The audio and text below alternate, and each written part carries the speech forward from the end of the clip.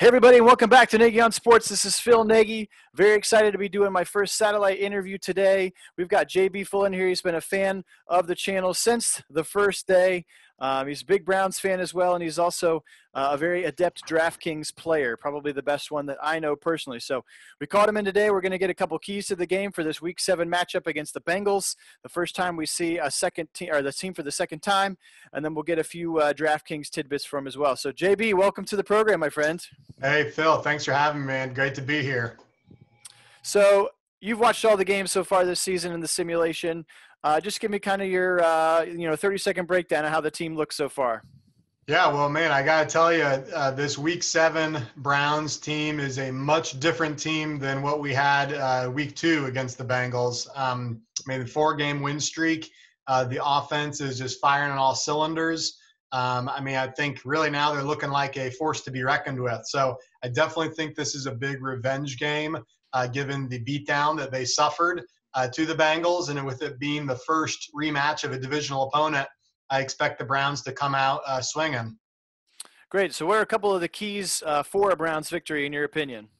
So I really think the biggest thing right now is to reignite Nick Chubb. So far, everything we heard about the Stefanski, run-heavy offense, we have not seen that in these first 6 weeks. They're actually averaging 5 more pass plays a game than they are running the ball. I think that's obviously worked out for them well, but if they're going to expect to be keeping to put up 35, 40 points each game, I just don't know if that's sustainable. So they need to ground and pound a little bit more. The play action will give Mayfield a little bit more time and some better protection.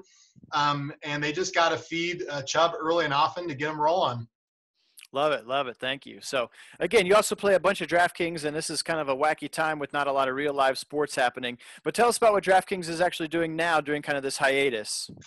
So if you are a daily fantasy player and you are not taking advantage of the free online or the free games and contests that DraftKings is doing right now, I really think you need to reevaluate your life choices right now, because they are literally giving away free money.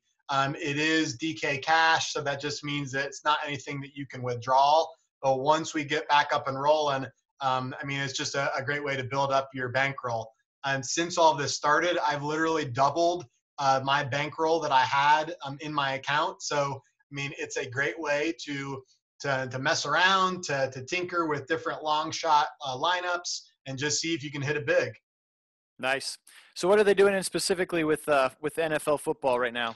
So NFL football, every day just about, they run 6 simulations. So that's 6 showdown contests that you can do. And then each day there's a 6-game slate for the entire day's games, as well as a 3-game afternoon slate or evening slate. So they run at 12, 2, 4, 6, 8, and 10 every day.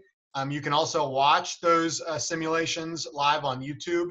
So again, and they're all free. So I definitely recommend, even if you are considering getting into playing, this is a great way to mess around and to kind of have some fun with very low stakes.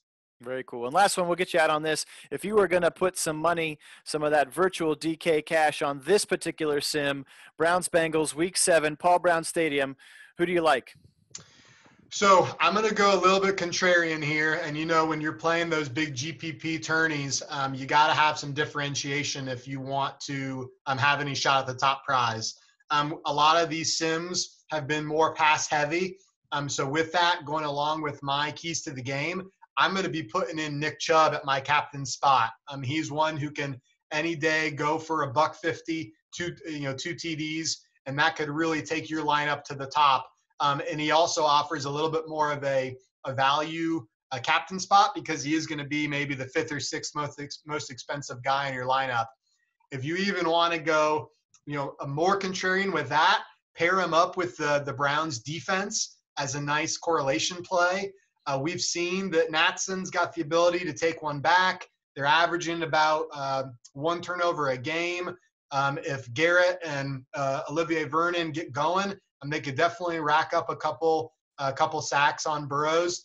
I am not buying the hype after Burrow's Week 2 performance. So anytime you get a rookie QB I'm going to slot that defense in there right away and hope they can lead me to victory.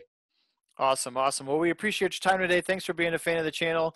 And as always, go Browns. Anytime. Thanks, Phil. Go Browns.